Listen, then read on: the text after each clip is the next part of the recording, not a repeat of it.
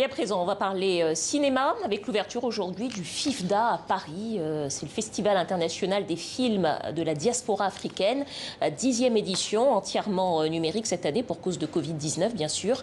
20 films au programme, dont la moitié sont réalisés cette année par des femmes. Et parmi ces auteurs, eh bien, il y a la réalisatrice camerounaise Françoise Elong pour son long métrage intitulé Enterré. On va tout de suite regarder un extrait et on la retrouve juste après par Skype. On est presque arrivé. Qu'est-ce qu'on fait ici exactement? Quand on démarre son existence dans la souffrance, à un moment donné, ça doit aller. Voilà pourquoi nous sommes ici, les amis. Il est temps qu'on vive.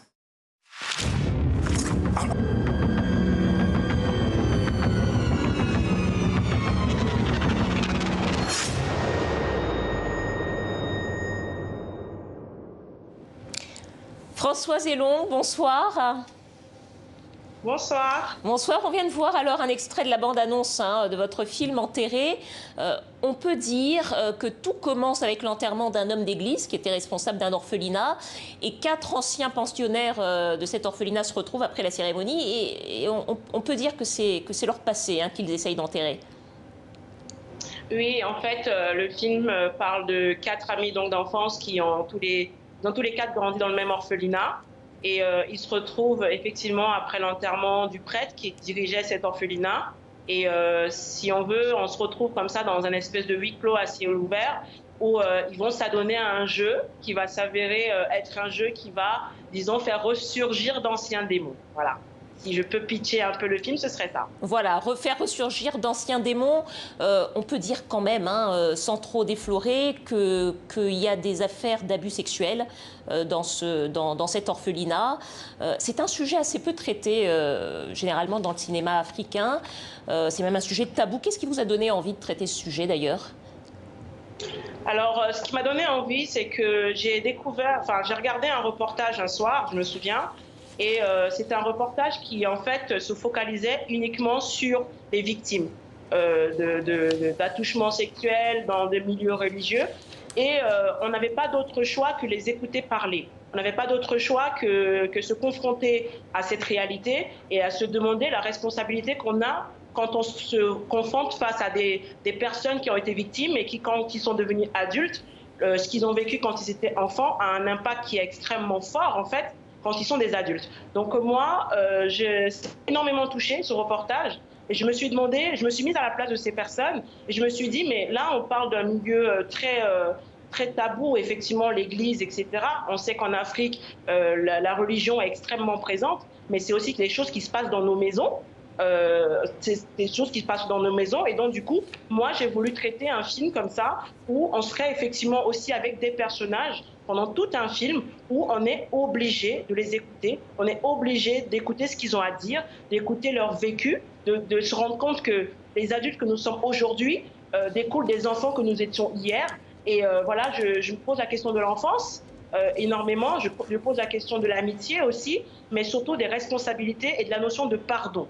Est-ce qu'on est prêt à pardonner à ses bourreaux? Est-ce qu'on est prêt à, comme ça, et aussi la part de pouvoir en parler? Parce que le plus compliqué pour des victimes, c'est de pouvoir parler de ce qui leur est arrivé. Voilà, donc mes personnages arrivent à en parler. Et maintenant, une fois que tout a été dit, qu'est-ce qui se passe? Qu'est-ce que nous, on en fait en tant que témoin, en fait, d'une certaine manière. Alors, une des questions, vous venez de le dire, au cœur du film, c'est vraiment est-ce qu'on peut pardonner? Est-ce qu'on a la capacité de pardonner face à des drames de la sorte et notamment parce que finalement, ce que vous montrez, c'est que chacune des victimes adopte des stratégies de survie totalement différentes, alors qu'elles vivent la même situation, en fait.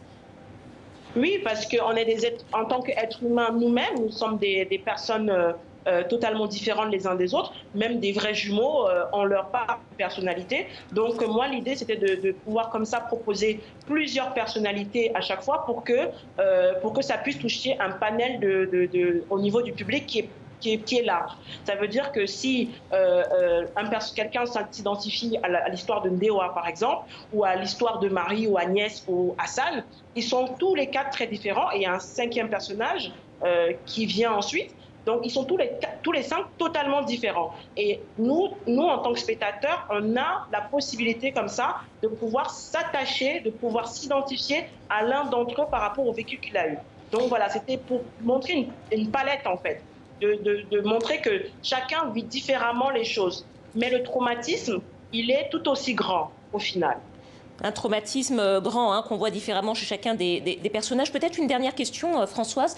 Vous avez terminé ce film fin 2019. Il va sortir cette année, là, dans le courant 2020. Chaque année, depuis 10 ans, le FIFDA nous montre effectivement que la production cinématographique de la diaspora est très importante. Malheureusement, il n'y a pas beaucoup de canaux de diffusion en réalité. D'habitude, ce festival se passait dans une salle de cinéma à Paris. Est-ce que vous savez déjà quand vous allez pouvoir faire sortir votre film, où est-ce qu'il sera diffusé? Où est-ce qu'on pourra le voir, en d'autres termes? Alors, la diffusion, c'est vrai que la diffusion de nos films est très compliquée.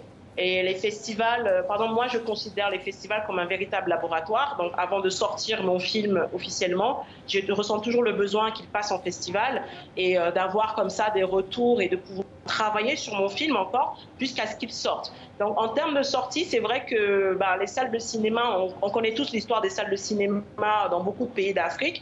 Mais il y a quand même une lueur d'espoir parce qu'il y a des chaînes de salles qui s'ouvrent, il y a des chaînes privées de salles qui s'ouvrent, mais il y a aussi par exemple, des chaînes de télé qui achètent des films, notamment TV5 Monde, qui permettent à nous, aux réalisateurs de pouvoir exposer leur production. Merci beaucoup Françoise Elong.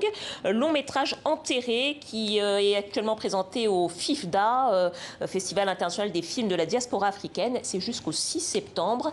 Merci à vous et c'est la fin de ce journal. Je vous dis à demain.